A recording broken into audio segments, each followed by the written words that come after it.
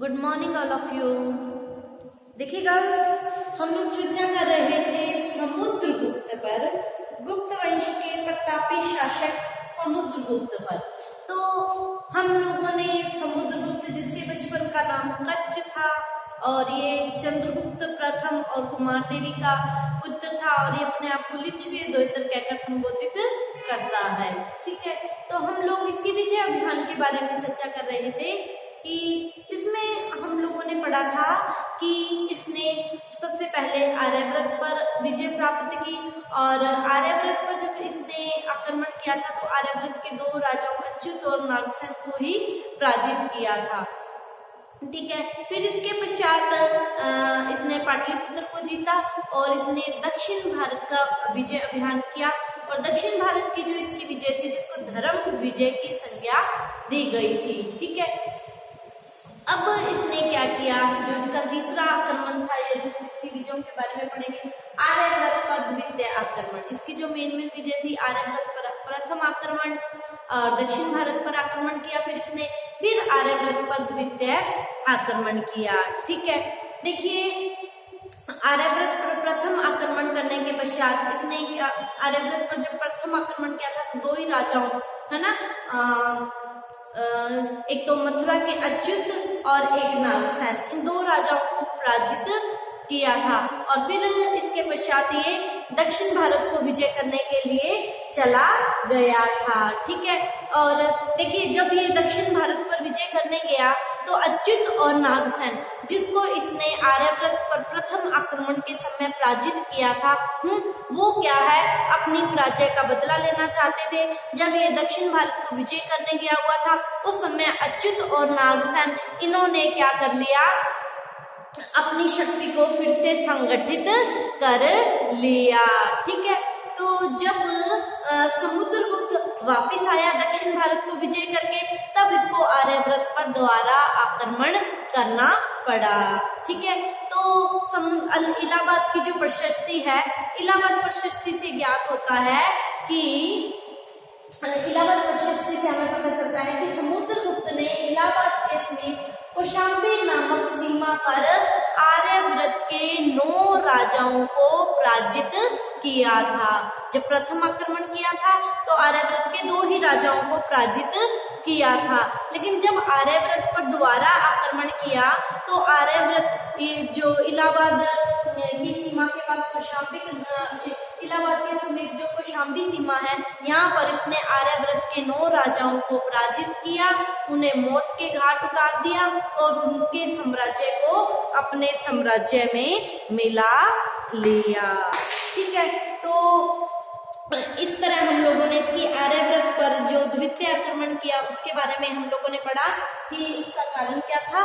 ये दक्षिण विजय करने गया तो ये जिस प्रथम आक्रमण में इसने जिन राजाओं को पराजित किया था, उन्होंने अपनी शक्ति को फिर से संगठित कर लिया, और जब दक्षिण विजय करके आया, ठीक है, तो इसको आर्यव्रत पर दूसरा आक्रमण करना पड़ा। ठीक है, तो आर्यव्रत पर जब इसने दूसरा आक्रमण किया तो आर्यव्रत के द्वितीय आक्रमण के समय जो प्रमुख राजा थे आर्यव्रत के समुद्रगुप्त से पराजित होने वाले, हम उन राजाओं को थोड़ा सा देखते हैं। ठीक है, तो सबसे पहला जो राजा था रुद्रदेव। ठीक है, आर्यव्रत के राजाओं में ये अपना प्रमुख स्थान रखता था। ठीक है, और समुद्रगुप्त ने सबसे पहले इसी ही रुद्रदेव को ही पराजित किया था और इसके साम्राज्य को अपने साम्राज्य में मिला लिया। ठीक है, और दूसरा जो प्रमुख राजा था आर्यव्रत के द्वितीय आक्रमण के समय पराजित होने वाला मद्दे। ठीक है, गंगा यमुना के जो द्वाब का दक्षिणी भाग था वो इसी राज्य के अंतर्गत आता था। ठीक है, और ये क्या था, ये भी एक नागवंशी राजा था और अकबर ने इसको भी पराजित किया था। ठीक है, अब तीसरे राजा के अगर हम प्रमुख राजाओं की बात करते हैं तो तीसरा जो प्रमुख राजा था वो था गणपति नाग। देखिए गणपति नाग ये भी नागवंशी राजा था, और पद्मावत के ग्वालियर राज्य का जो नलकुप था ये वहां का नागवंशीय राजा था। इसे भी समुद्रगुप्त ने आर्यव्रत पर द्वितीय आक्रमण के दौरान पराजित किया था। ठीक है। चौथा जो प्रमुख राजा है नागसेन। देखिए नागसेन ये आर्यवर्त पर जब प्रथम आक्रमण हुआ था तो उस दौरान भी इसको ही पराजित किया गया था, नागसेन। ठीक है, द्वितीय आक्रमण के समय आर्यवर्त के राजाओं में ये जो नागसेन था ये भी पराजित हुआ था। समुद्रगुप्त ने इसे भी पराजित करके इसके साम्राज्य को भी अपने राज्य में मिला लिया था। ठीक है, और जो और एक प्रमुख राजा था वो था अच्युत। ठीक है, अच्युत के बारे में हम लोग पहले भी पढ़ चुके हैं। जब हमने आर्यवर्त पर प्रथम आक्रमण के बारे में पढ़ा था तो प्रथम आक्रमण में समुद्रगुप्त से पराजित होने वाला ही ये राजा था अच्युत, और नागसेन ये दोनों ही थे। ठीक है, तो अकबर ने समुद्रगुप्त ने इस पर भी आक्रमण किया, इसको भी पराजित किया और इसके साम्राज्य को भी गुप्त साम्राज्य में मिला लिया। तो इस तरह समुद्रगुप्त ने नागवंश के 9 राजाओं को आर्यवर्त पर द्वितीय आक्रमण के दौरान पराजित किया और इन्हें मौत के घाट उतार दिया और इसके साम्राज्य को अपने साम्राज्य में मिला लिया। ठीक है, तो ये हम लोगों ने समुद्रगुप्त की आर्यवर्त पर द्वितीय जो आक्रमण हुआ था उस दौरान जो इसकी विजय थी उसके बारे में पढ़ा।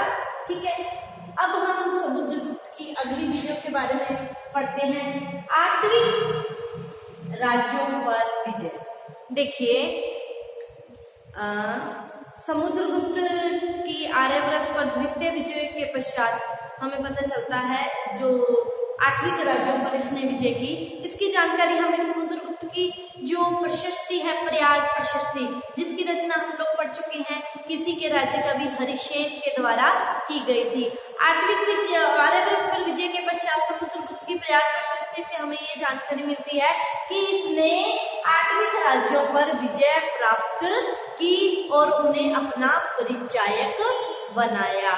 देखो ये जो 8वीं राज्य थे, 8वीं प्रदेश थे, यहाँ पर कुछ जंगली जातियां निवास करती थी। ठीक है, 8वीं राज्यों में जंगली जातियां निवास करती थी और इन जंगली जातियों ने यहाँ पर व्यवस्था भंग कर रखी थी।